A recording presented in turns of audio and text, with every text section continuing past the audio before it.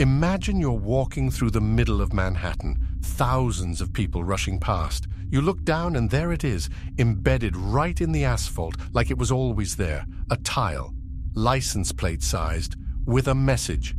TOYNBEE Idea in Movie 2001. Resurrect dead on planet Jupiter. You keep walking, confused. 6 blocks later, there's another one.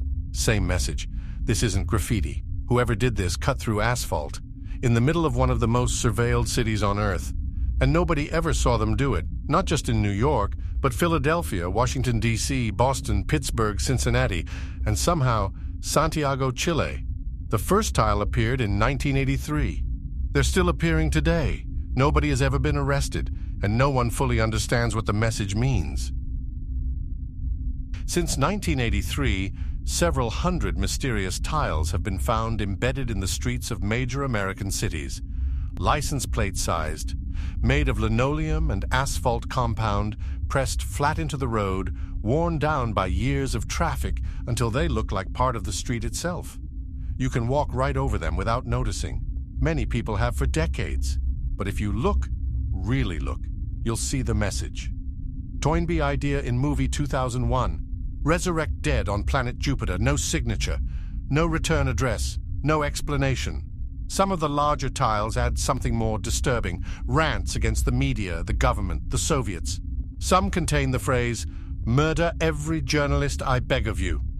Whoever made these was not well, but they were somehow everywhere. The first question everyone asks is, how? You can't walk up to a busy Manhattan intersection and start hammering tiles into the road, not in daylight, not over multiple decades. Investigators eventually developed a theory. The creator cut a hole in the floor of their car. They'd drive to the target intersection, position over the exact spot, and drop the tile through the hole onto hot summer asphalt.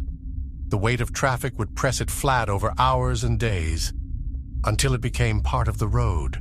Brilliant, insane, and invisible. Just another car sitting in traffic.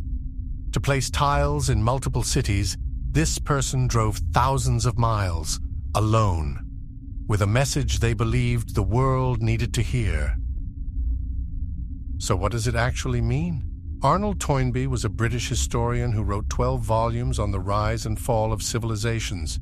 In one passage, he suggested that consciousness could be preserved, that civilization might survive death itself. The film 2001, A Space Odyssey, tells a story about humanity transcending death, consciousness moving beyond the physical body, ascending to something greater near Jupiter. The Tyler combined these two ideas into a single obsessive belief that humanity could and should resurrect its dead on Jupiter, that it was not only possible but urgent, and that the media, the government, shadowy forces, were conspiring to suppress the idea. This wasn't metaphor. This person believed every word of it.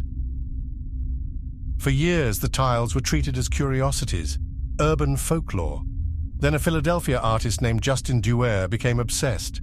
He spent years mapping every known tile, cataloging variations, cross-referencing the messages. He discovered Philadelphia had the highest concentration, the oldest examples, the most elaborate rants. Then one tile, found in Santiago, Chile, contained something no other tile had, an address. 2624 South 7th Street, Philadelphia, Pennsylvania. Duer went there. The current occupants knew nothing, but records showed a reclusive man had lived there for decades.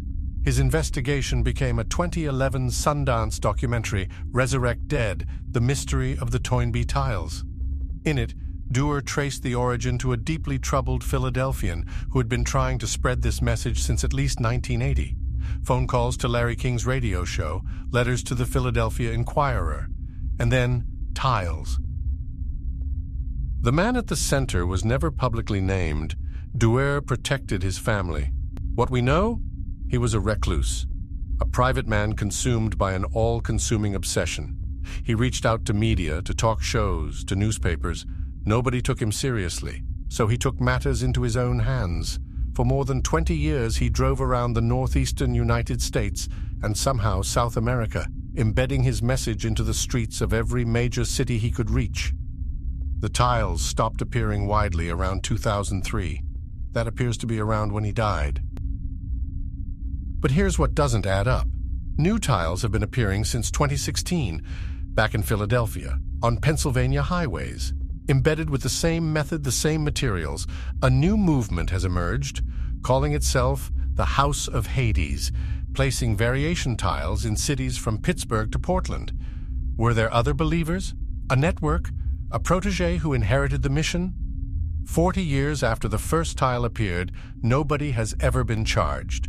The creator's full identity has never been officially confirmed, and the message is still being pressed into the streets of American cities. TOYNBEE Idea in Movie 2001, Resurrect Dead on Planet Jupiter.